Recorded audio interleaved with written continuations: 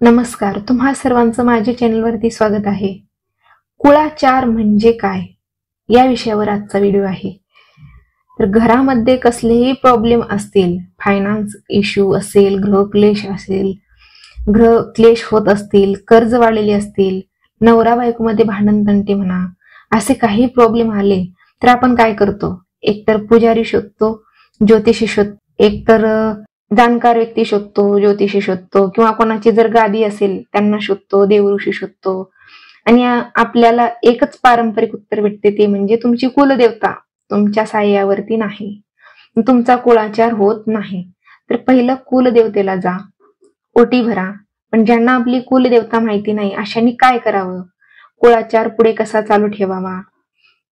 तर बघा, प्रत्येक घराण्याचे कुलदैवत आणि कुलदेवता असते. जशी पूर्ण महाराष्ट्राची जेजुरीचे खंडेराया आणि आईसाहेब तुळजाभवानी हे दोघे आहेत. कारण असे की महाराष्ट्राची दोन मुख्य देवता आहेत. जर कोणाला स्वतःची कुलदेवता माहित नसेल तर त्यांनी या दोन देवतेकडे नतमस्तक होऊ शकता.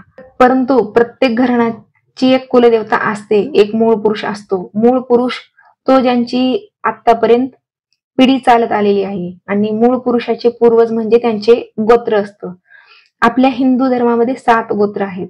जे आपले सप्तर्षी होते ते कुलदेवता, आणि त्यांची पत्नी होती ते आपलं कुलदैवत असं मानलं जातं.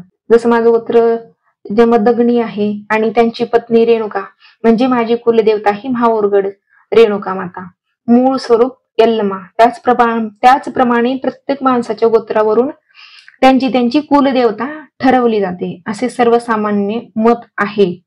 तर आता काही लोकांना त्यांचे गोत्र किंवा कुलदेवता माहित नसते, त्यांनी हे उपाय करा. उपाय बघा. सर्वप्रथम ज्यांना आपलं कुलदैवत माहिती नाही त्यांनी दरवर्षी शक्यतो श्रावण किंवा मार्गशीर्ष चांगला दिवस बघून घरी एक सुहासिनी बोलवावी.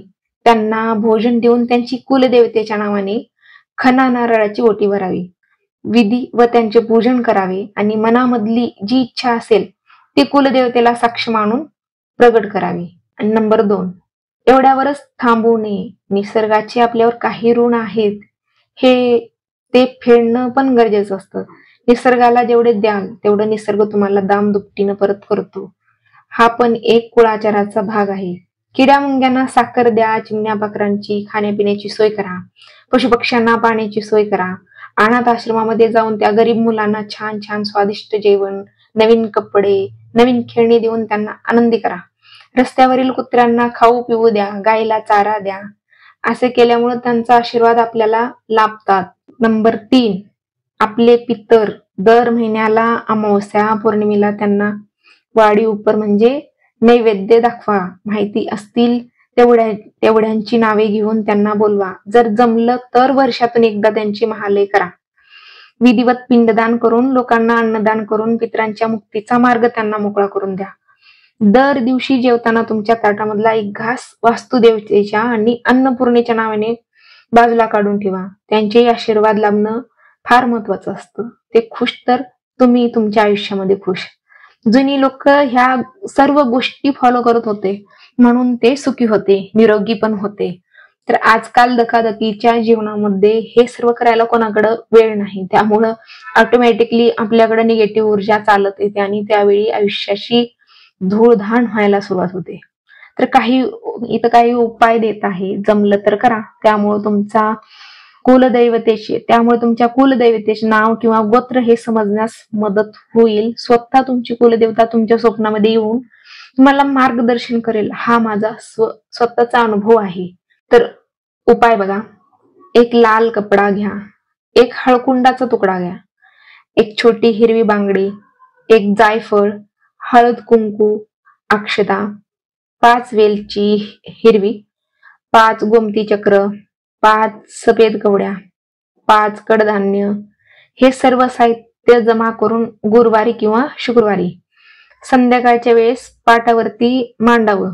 विधिवत पूजन करून धूप दीप दाखवावं, आणि मनोभावे पूजन केल्यानंतर कुलदेवतेला सांगणं करावं की हे कुलदेवता तू कोण आहेस आणि गोत्र काय आहे आम्हाला माहित नाही, तरी ते आम्हाला कळावे, जेणेकरून आम्ही तुमच्यापर्यंत येऊन तुमची मनोभावे सेवा करू शकू. तुमचे आशीर्वाद मिळवण्यासाठी मनोभावी आम्ही हा उपाय करत आहोत, कृपया मार्गदर्शन करावे. तर मनोभावे नमस्कार करून त्या लाल कापडाची पोटली बांधावी आणि तुमचा जो मेन डोर आहे घरात, तुमचा जो मेन डोर आहे घरातला, त्याच्या आतमधल्या साईडने बरोबर दरवाजाच्या वरती खिळा ठोकावा आणि ती पोटली त्या खिळ्याला लटकवावी. जमलंच तर दररोज सकाळ संध्याकाळी अगरबत्ती ओवाळावी. नक्की कुलदेवता तुमच्या स्वप्नामध्ये येईल किंवा कोणाच्या तोंडून तुमच्या कुलदेवतेचे नाव आणि गोत्र समजू शकेल. कोणाच्याही तोंडून तुमच्या कुलदेवतेचे नाव आणि गोत्र तुम्हाला समजू शकेल. हा अनुभव तुम्हाला नक्कीच येईल. हा उपाय करून बघा. माहिती आवडली असेल तर व्हिडिओला लाईक करा, चॅनलला सबस्क्राईब करायला विसरू नका. धन्यवाद. श्री गुरुदेव दत्त.